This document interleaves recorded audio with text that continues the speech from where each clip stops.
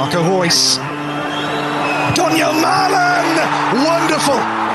Fantastic from Royce. Jude Bellingham, that's excellent. Jude Bellingham, this is absolutely brilliant. Jude Bellingham!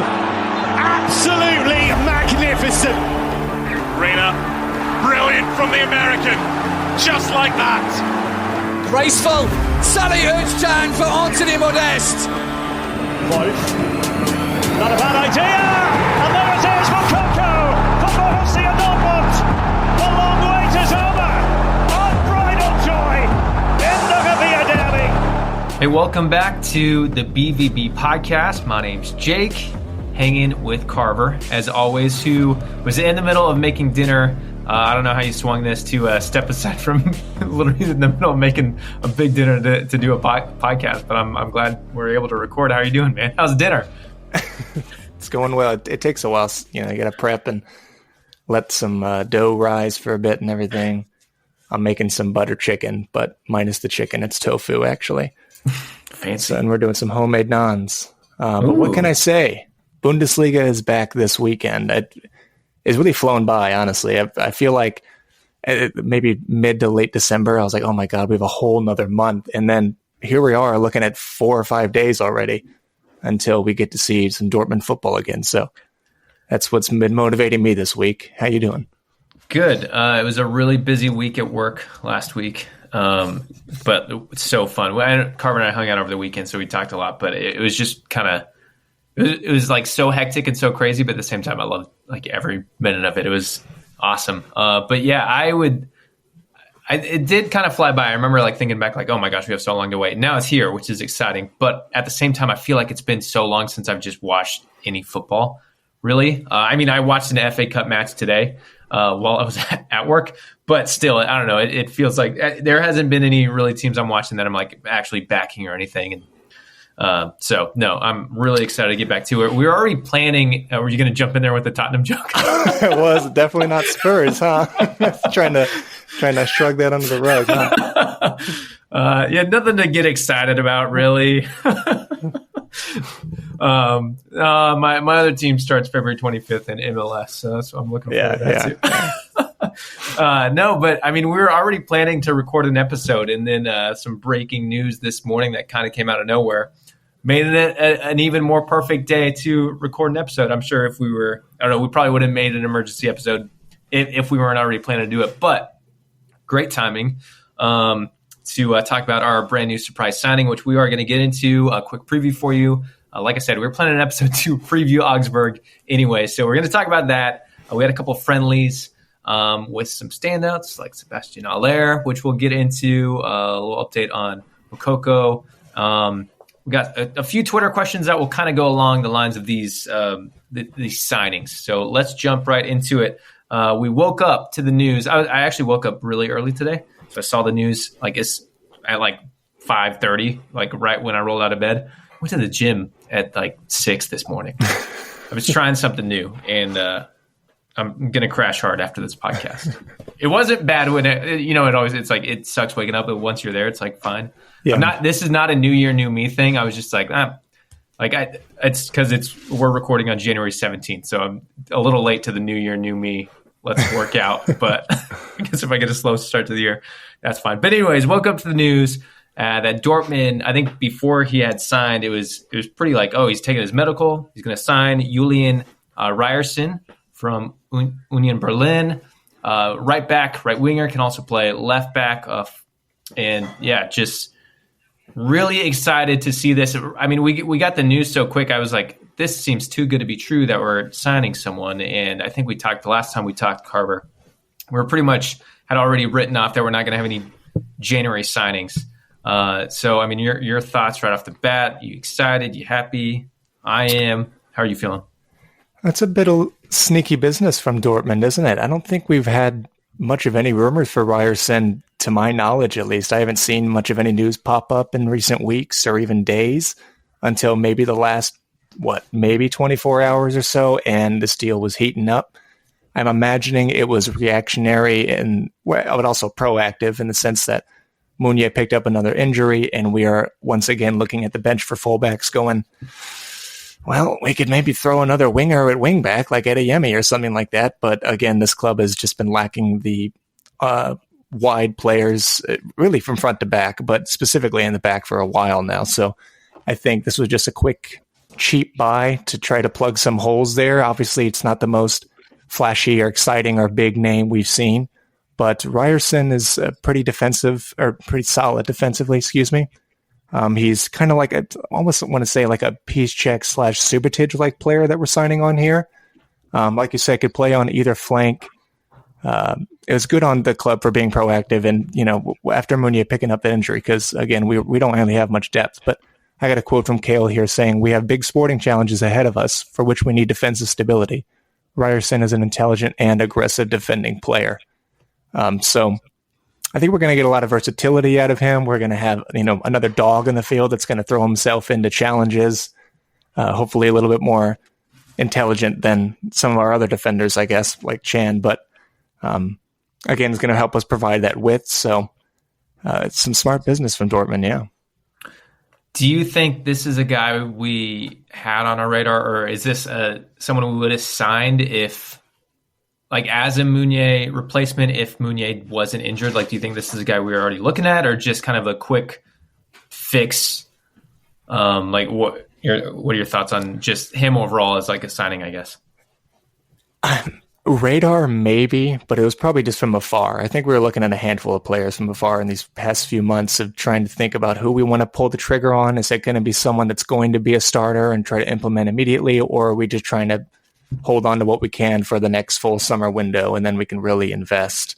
Because you look at someone like Bensebaini, I mean, he's going to be that player that he's going to be thrown in immediately, because I'm imagining Guerrero's not going to extend at this point, and Bensebaini's going to obviously again offer some more defensive stability. So I think we're just looking at the other hand of the field. But also for now, Bensebaini's not going to be here for another several months, so we don't really have a left back either. So right back is pretty tight or pretty shallow at the moment, but definitely in left back you have no one besides Guerrero at the moment. Certainly Schultz, no way he plays, and no way do we want to see him play for this club ever again.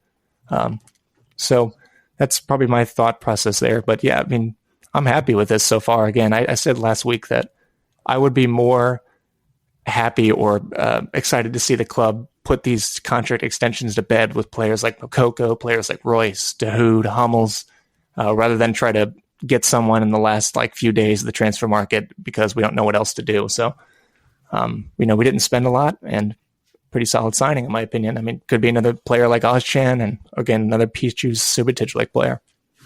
Yeah, even if it is just a quick fix, I was really happy to see this signing. One, Meunier's out, and this is a guy he's been starting for Union Berlin. So he's a guy he doesn't need to adjust. He should be able to come straight into. I know we play a little different system, but he should be able to. He's Bundesliga ready, Bundesliga proven. If you look at his stats, no, he doesn't have the best stats when it comes to going forward. But we've heard he's strong defensively. That's Union Berlin is strong defensively. And honestly, we kind of need that, and we should hopefully be able to create a lot with our pacey wingers. I'm just thinking Adeyemi down that right side, but I still see. I think there could be a lot of upside to him. He's only 25. I think he's still got some time to develop. So being very optimistic, like it was the last episode we did, he could turn into a great player. Could be a stretch, could be a reach, but as far as Bundesliga ready, quick fix or not, I'm happy and excited for the signing and excited to see him slot in, and hopefully we get a lot out of him. Yeah, he actually played against Augsburg recently in the league, obviously for Berlin, and he played at left wing back of that game, and in that match he completed most tackles and the most dribbles. So, and I think he's also in the 91st percentile for most dribbles completed compared to other fullbacks in the league. So he's got some qualities to him that stand out amongst others, but I think he's just across the board a pretty solid player. And I might have failed to mention already, but he did have also only 6 months left on his contract. So I think this is a little bit of a mutual understanding between both clubs in Berlin, trying to get a quick buck out of him. That's not a bad sale. And then us obviously not trying to spend too much. So yeah, I did see a couple things on Twitter as far as the Berlin camp, whether I don't know if it's people within the club or just like supporters and fans, like they weren't too happy about it. But like you mentioned, his contract is coming up, so good for us to capitalize on that opportunity. The fact that they were to give them a price and they were able to get some money out of it if they were just going to lose him on a free in the summer anyways. Like I said, we need him. We need that depth. I'd much rather see like a real fullback or a wing back come in than just put Wolf or Adeyemi or Hazard back there again. And if he is a lot more defensive, if we see Guerrero start to push up that left side more, then that just brings more stability, Exactly, which is what we need. So I'm pretty happy with the signing. I think there, like I said, I think there's a lot of upside still, and I hope that I don't know. I hope it pans out well. I don't see it going. I don't know. Optimistic me over here. I don't see it going bad. I'm very happy. Talk with yourself into a corner. No. For now. I mean, yeah. Who knows what's going to happen? He might get injured during Augsburg. Cross my fingers. Hopefully not. But I'm very excited. I was really excited to see the news. Quick, we'll just touch on this next one quick. Actually, we had some Twitter questions. No, we'll jump onto this one quick and then get back to the Twitter questions, which are more like transfer related. There's some links with Anthony Alenga from Manchester United. Have you seen anything about this? Yeah, so I think Fabrizio Romano confirmed there was interest with our club, at the very least, again, maybe just looking from afar. And I think the player himself maybe sees a potential future in the Bundesliga. I've seen him only play a little bit, like kind of whenever Ronaldo was still at United and last year and still performing at least relatively well, because they didn't really have many other players at the time. I think Sancho has fallen out of form and also picking up knocks here and there. So Elanga was like one of the very few attackers they had at the time. But now with Garnacho at United, and I mean, Ten Hag has done a terrific job, of course, but one thing he's really done well is invested a lot in some great youth players at United. So I think Elanga might start to need some time abroad or just elsewhere in England to pick up some minutes again and maybe find some more form. Because for what I've seen, I was impressed, and obviously could be another addition to our being depth in our wide areas. So yeah, he's 20 years old. I think he only has 13 caps for the first team. Like you said, young, hasn't got a lot of playing time with them. And so what I also saw, I think it was in that same Fabrizio Romano. Fabrizio Romano tweet. I apologize. Hopefully he's not listening. It'd be great to have him on the show sometime, but he won't come on if he hears me pronounce his name like that. That it looked like he's up for a Bundesliga move, but it seemed like another option might be to loan him to Everton. I don't know if he wants to go to Everton, how that club's operating right now. But I think, and it's kind of down to United. So like if they still see him as a player that they want to develop, they might want to send him to another Premier League club.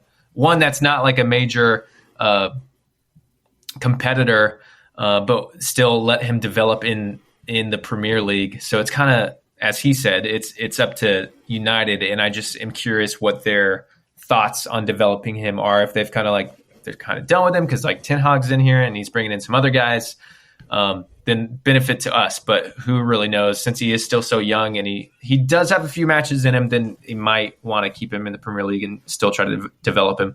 But I think it could be a good option. The fact that he has played in the Premier League, coming to the Bundesliga could be a good switch, and again gives us that depth. And it also when you look at, I mean, what Dortmund likes to do, we like to develop people, and it seems like maybe we're shifting a little, where we're not just trying to be that club that's getting young people and trying to sell them, but it's a little combination of both. You know what I mean? Like he's a guy who has some experience, but at the same time he's still young. It's like fits both profiles. Like could give us some good depth, and then maybe we could, if they want to sell him later, that's still an option too.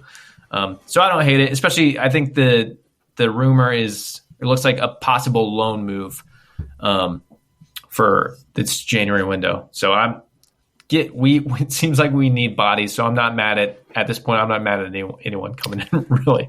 And speaking of that, we usually body United in the transfer market. So I'm imagining we could probably snag a pretty sweet deal from them in terms of, the wage structure of how much percentage we're going to pay of his wages. I think we're going to probably play it pretty smart on that end as well and get him for pretty cheap and have another pacey winger to hopefully help us attack a little bit better as a unit.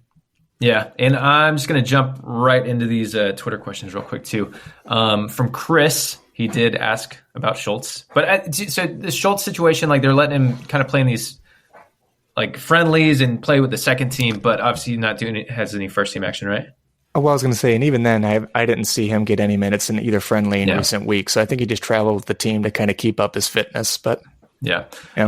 So, I mean, the actual question, I'm not convinced. Chris says, I'm not convinced about Adeyemi or Mullen still. With a combo of Brandt, Reyna, JBG, and Wolf be enough to take care of those wide positions. Just on that, tied into Alenga, again, if we got some more options coming in, great.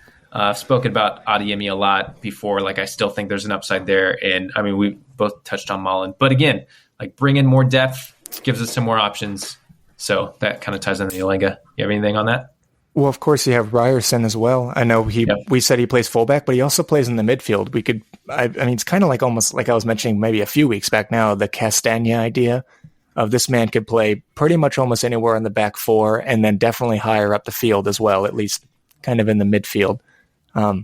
So we're addressing the problems up wide, definitely. And I also think, of course, all of us have had our frustrations with Mullen, and also Adeyemi hasn't had the best or hasn't hit the ground running, I'll say, at this club yet. But with the return of Haller, I think that's just the exact kind of, luck they could have, I guess, on the field to give them a lot more space to run into, both of those two players, and can be, maybe the link that they need to pick up some form. We've seen from Haller, at least from the short glimpses in those two friendlies, that he is great with his link-up play. Yeah, I also think the second half of the season, we're going to finally be able to see Reyna. He's had quite a bit of time. They were really easy with him, or like they really tried to ease him in first half of the season, and then he was fully healthy for the World Cup. We know how that went. But now it looks like we should be able to see like a Reyna that's ready to go, which gives us more options, whether that's him as a 10, him out wide, Brandt out wide. I don't know. So we got options, extra options with Reyna fully healthy, I think, too. Next question from Steve B. Is this the only so this is back to Ryerson. Is this the only winter transfer we make this season? How satisfied should we be? Do you think Ryerson solves our fullback problem? It doesn't solve our fullback problem, but it definitely helps us for now, at the very least, until Meunier is hopefully back in the next 6 to 8 weeks. Again, this is one of those signings that we can get for cheap before he runs out on his contract, and then we could really invest in the summer into, obviously, more than likely Bensebaini, and then potentially another right back on top of that. Because I think with the signing of Ryerson, that probably kind of sealed the deal of Meunier probably not playing much going forward. Yeah, again, it doesn't solve the problem, but I think it could be a potential problem solver and it is for the time being. It gives us that extra depth that we've needed in that position. And who knows, like maybe Meunier comes back and then Ryerson, we haven't seen him yet for us, but he steps it up. That gives him extra motivation to try and keep that spot and keep pushing on, which is exciting. And then as far as this is the only winter transfer we make this season, I'm happy because I did not expect anything. So I didn't either. And I think both Terzic and Vatska were saying, and what maybe Kehl saying that wasn't Terzic, excuse me, it was Kehl. I was saying we're probably not going to be active whatsoever in this January window. So I think the signing really caught a lot of us by surprise, but a welcome one at that. And in terms of satisfaction, as long as we can get these extensions out of the way, I'd like to see Dahoud extended, Moukoko, Royce. And then I'd like to see Hummels for another year too. And then I'd be fine with only one signing this winter. Yeah. And then this on Ryerson too. I should have done these Twitter questions right after we talked about Ryerson, but both fully healthy. Do you prefer Ryerson or Murray at right back? And I'm going to let you answer this one. I have not, if you're new to the podcast, welcome. Thank you so much for hanging out and listening. I'm a fairly new Dortmund fan still. I've not seen Murray that much. So I'll let Carver handle this one. Well, here's the thing is we haven't seen Murray play in almost 2 years. And then on top of that, I personally haven't seen Ryerson play too much outside of against us and kind of whipping our ass in that game. So it's a pretty blind pick, to be honest with you. And I don't really want to give a disingenuous answer. But I guess if I had to pick at the moment, they offer you they're different players at the same time. Murray is obviously a little bit more of a playmaker. And they both can get up, of course, but Ryerson's a lot more the dog, the stronger player. So I guess in this moment, we need players to, not be lost defensively. So I'm probably going to go Ryerson. Do you know Murray's status? Because I feel like every few months I see him like tweeting with a smiley face, like happy to be back. And then I'm like, where are you? Well, he did go to the Marbella training camp in Spain. So I think that's great news. And he looked like he was doing full contact as well. So cool. Maybe a return is closer than we would expect. Nice. All right. And so we kind of alluded, we're going to move on a little bit. We kind of alluded to some of this with as far as getting extensions and new contracts done. So I don't know why. I felt like I was on Dortmund Twitter today, but maybe I was slacking. Maybe it's last week I wasn't doing anything because I was too busy with work. Do you have a Moukoko update? Because I don't know the latest. I guess nothing huge yet. I'm just trying to give everyone as much information that we have because we only record every other week or so at the moment. But this is according to Sky on January 12th. But Borussia Dortmund and Moukoko have converged significantly in recent negotiations. There is no final agreement, and details are to be clarified. But the extension between the two sides is rather looking very likely now. And for this being over a calendar year thing now. I mentioned last week that the first time that his agent, Patrick Williams, went out to the media and talked about his extension was January of 2022. So this has been a long, grueling, frustrating process, but I think we're seeing the light at the end of the tunnel, Jake, and Moukoko's right at the end of there with the golden boot. Sharing it with Haller, of course. Yeah. We all thought, like, as soon as the World Cup hit, because he was going to be at the World Cup when he turned 18, and we thought they would have a contract ready and it would be signed, and then it turns out there's a little more discussions that needed to happen, and yeah, we thought it was done a while ago, and now we're still sitting here waiting. So hopefully we'll get there. We're all just sitting here with our fingers crossed at the moment. And if this is your first time listening. If this is your first episode, I will say, if you're like, wow, they just brushed over Moukoko really quickly. We talked about him a lot in this situation in the last episode. So if you want to hear a little more take, we just don't want to, we're not going to go into that rant again because we already did it. So listen to more episodes of our podcast. Go back. No, we did talk about Moukoko extensively and the situation and waiting for the signing. So we're still waiting. And who knows, maybe by the time this episode is actually out and you're listening to it, maybe it's done, because that happens sometimes too. We put out episodes, then we learn a lot more. Let's dive into the friendlies that took place in Spain. This was almost like, like Dortmund's back, and I'm excited to watch it. And then I was not able to watch these.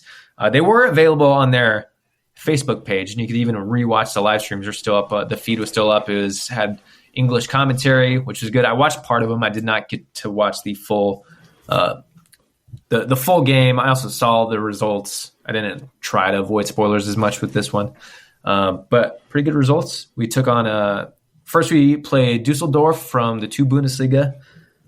We won 5-1, and then we also played FC Basel, went in 6-0.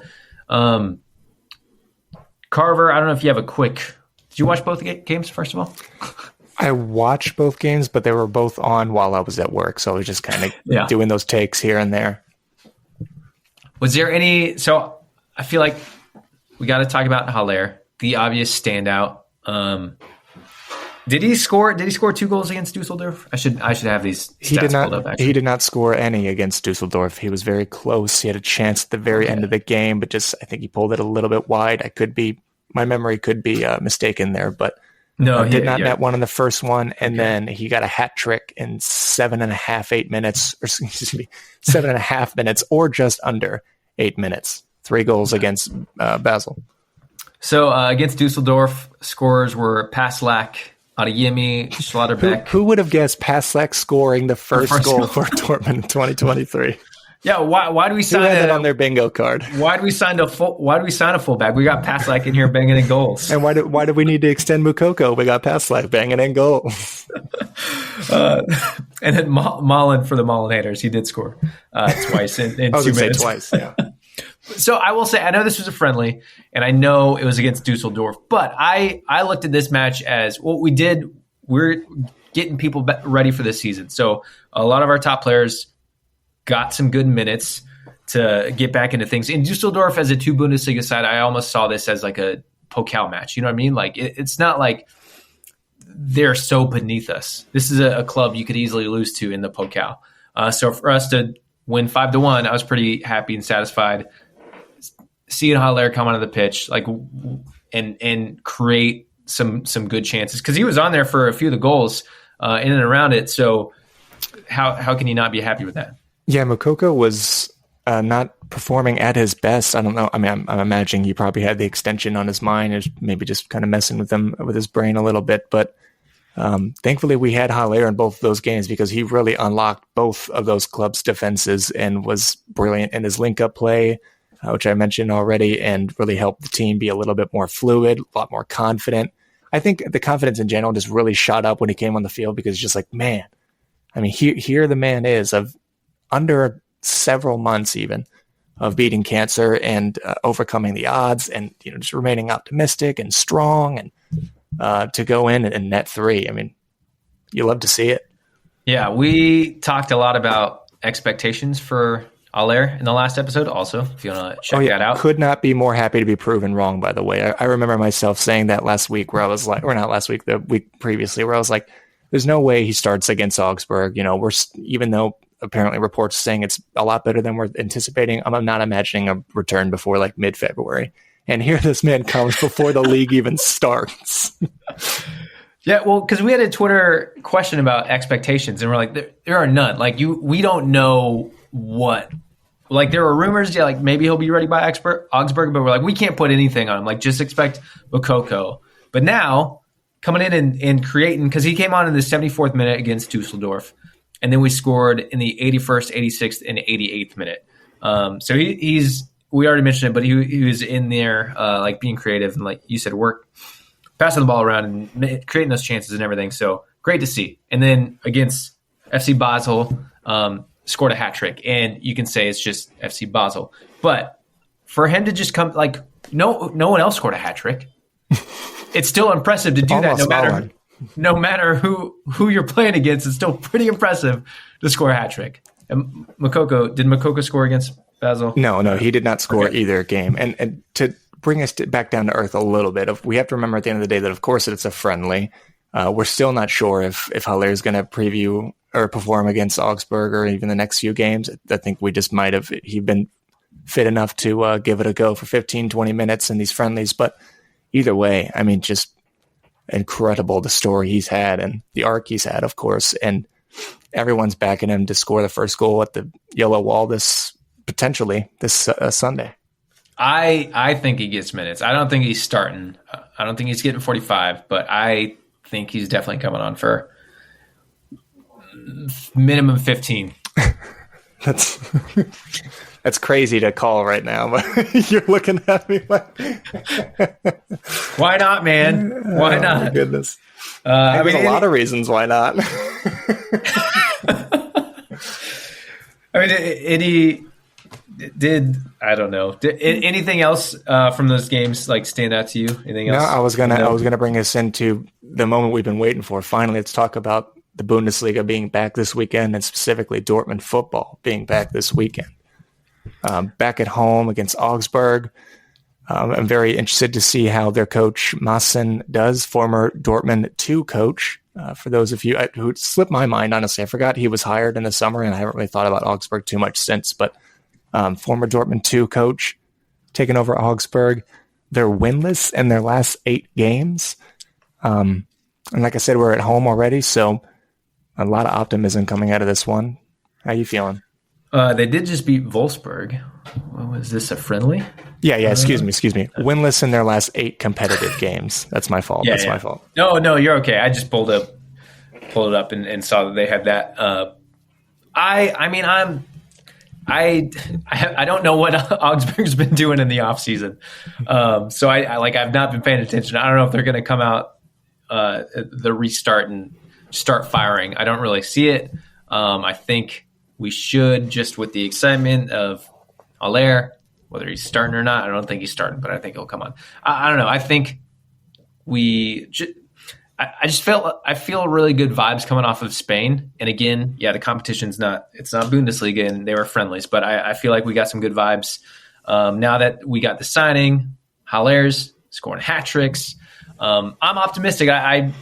If we're going to go right into predictions, I'd say we restart the season with a 3-0 win. Haller hat trick. I was going to say, you could call that because, of course, it's Augsburg. I mean, you go back, Haaland on his debut for Dortmund scored a hat trick. Alcacer scored a hat trick against Augsburg as well. It usually goes one or two ways, at least in the last 4 or 5 years against Augsburg. We have one of these games where we're up 3-4-0 with our new striker scoring a hat trick, or it's very frustrating. We walk out of Augsburg. We're at home, of course, but we walk out of Augsburg with a point. And, only good thing we had that game was Hazard just trying to 1v11 everyone. But, they have some goal scorers on their team that we're going to have to look out for. They're usually running the front two. Both of their strikers up top, Demirovic, I think, is their top scorer. He's been netting a few, and he's got support around him, so we're going to have to keep our heads on a swivel for that. And I'm hoping that we're going to look pretty organized. Again, now that we have a little bit more stability in Ryerson, he could be good to go, I would imagine, this Sunday. I don't really see a reason why he wouldn't be able in the squad at least. And there's a lot of different ways you could go about this if you're Terzic. Depending on obviously the shape you want to go with. We want to go a little bit more narrow since we have these striker-winger hybrids. Or now that we have a little bit more width with Ryerson, you could go a whole different way and how we're going to attack with maybe Moukoko starting up top alone or Haller doing a two-striker system. Terzic has a lot of choices to make. He's got a lot of big decisions to make. But again, this is the problems you want to have as a coach. Yeah, and I think we have that depth now. No one's really injured yet. We've got a couple long-term injuries. Which I guess on that note, have you heard any more about JBG? Because I know he was working his way back and then had some pain in his shoulder to where he was doing lighter training and exercise in Spain. Do you know anything about that? I can't say I do, unfortunately. Since he was back at the training facility, I haven't heard much from him either. So, I don't really expect to see him because he's probably still getting better. But we saw Dahoud in those friendlies too, so he's back. Mm-hmm. Who else was out? We got Schlotterbeck. We got who was in is a better question. We'll probably have an easier time listing that. That's true. Hummels is in. We got depth in our center backs. We have obviously Royce back as well. Yep, saw him play. So we have our depth. We actually have depth now, and so that makes me excited. Now that we have Ryerson too, I'm glad that we're starting against Augsburg because it is it's a knock on wood. It's an easy game, easier competition. It's a very winnable game, very winnable game, and on top of that, at home as well. Yeah, so it gives us this is the perfect opportunity to start this part of the season. I don't want to say half of the season because we're not quite halfway through the season, but the second half of the season basically on a good note, which is what we need because it wasn't going too well towards the end. We have other teams who are kind of kicking on, and we're outside of the top four, so we need to kind of make a run. And this is the perfect game to start fresh, and I'm hoping we do so. And I just think. Optimistic, Jake, it's because we haven't had Dortmund in so long. I've been so optimistic because I forget the pain.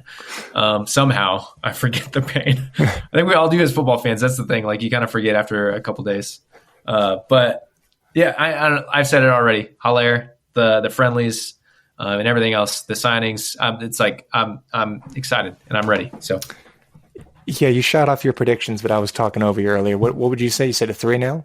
Yeah, I said 3-0 Haller hat trick. I don't think Haller. It could happen. I think 3-0 though. I'll match that, and that's not even. I guess that is me being an optimist, but I just think but we're going to be just too much for Augsburg. We have a lot of quality right now, a lot of available personnel. Of course, you have the yellow wall behind you, backing you up. I can imagine it going pretty wrong pretty quick for Augsburg, but hopefully I'm not wrong and it's the other way around because usually we can be switched off for the first 2 minutes and have a hill to climb. So, but I'm going to go 3-0 as well. So yeah, this Sunday versus Augsburg, obviously, 9:30 Eastern time on ESPN+. There is a midweek match next Wednesday against Mainz. And then, so we got two games that we can restart this part of the season, hopefully with 2 wins. Leverkusen could be tough because they've been looking good. I feel like because they hired a new coach, we saw them play in St. Louis. I'm kind of like excited to watch a little more Leverkusen the second half of the season. Not a fan of them, so I can't say the same. But I'm not. I'm not saying I'm starting a Leverkusen podcast. I'm just saying God, I saw him in don't. person. I saw him in person. Now I want to see him on TV more. I will say against Mainz, the last time we played them was away, and we got a clean sheet with a back four of, listen in now, Schultz, Pongracic, Chan, and Passlack. So unless our whole back line gets injured against Augsburg, we should be good. And even then, if they do, I'm not going to make a joke about Schultz playing. I don't want him playing. But other than him, we'll be fine. You know what we failed to mention as we're kind of wrapping up this episode? We kind of hit a short episode. I thought we might, and I didn't want to say it at the beginning because usually when we do that, we go for like an hour. But we failed to mention Kobel's save against Dusseldorf, which would have put them to a 2-1 up, which was the big, like, from distance, from like the halfway line, basically, kind of trying to chip him. And it was incredible. It was. I was confused where you were going, but yeah, that was. I couldn't believe they had the balls to actually shoot there from, around half, if I'm remembering correctly. And I was like, oh, that's coming back down. And Kobel was able to get there. That would have been embarrassing. They showed that replay so many times, but I'm glad they did because watching it over and over, I was like, I don't think every keeper would have got this. I don't think they would have got there. I don't think they would have actually leaped for it because he went up and got one hand on it, and it was good that he did it with one hand. But he also played it off so casually, just tapped it down in front of the goal. Like if anyone was around, they would have tapped it in. But he was so casual, and it was such a good save. Unfortunate that he had to make it, but I just got to shout out Kobel, still doing Kobel things, and I like it. Yep. I do want to give a quick mention. If you are one of our local listeners in St. Louis, and if you want to, I know we had some new people listening specifically because they were reaching out on Twitter. I don't know if they're from St. Louis or not, but if you want to go watch Dortmund, I know Brucey STL. It will be meeting at Amsterdam Tavern. The game this Sunday, we will be posting about that on our Twitter. I'm going to retweet their stuff, so make sure you follow us at the BVB Pod, Twitter and Instagram. You can find links to all our socials, our website, and everything in the description of this episode. But yeah, they're meeting this Sunday. I also post a link to, if you're not in St. Louis and you want to find a local supporters group to go watch Dortmund with, whether it's our homies in New York, the Brooklyn Brucin, or anyone else. There's also a link to find supporters clubs throughout the United States and I think the entire world. So if you're one of our international listeners, you can find that. Everything's linked in the description of this episode. Besides that, Carver, you got anything else? Fan club in St. Louis is always a great shout. Yeah, that's good on you for remembering that. Are you going to go Sunday? I think so, yeah. Nice. I can't promise anything yet. I want to. I can't promise anything, though. But yeah, I think that's it. I really appreciate you hanging out and listening for this episode of the BVB podcast. Ooh, so Man, close. We've been doing it for over a year, and I still can't get the title right. But I had one more thing to add. I'm struggling. We'll ramble to make it to the usual time that we usually do every week. Yeah, by the time I actually figure out why, I don't know what I was going to say. And I'm very upset about it. It's not that important. All I was going to say is we're back. We're going to get back in the flow of it. Bundesliga's back. And we're back. So I know we had a lot of gaps and spaces in between episodes, but we are officially back as of right now. So that's Yay. all. That's all.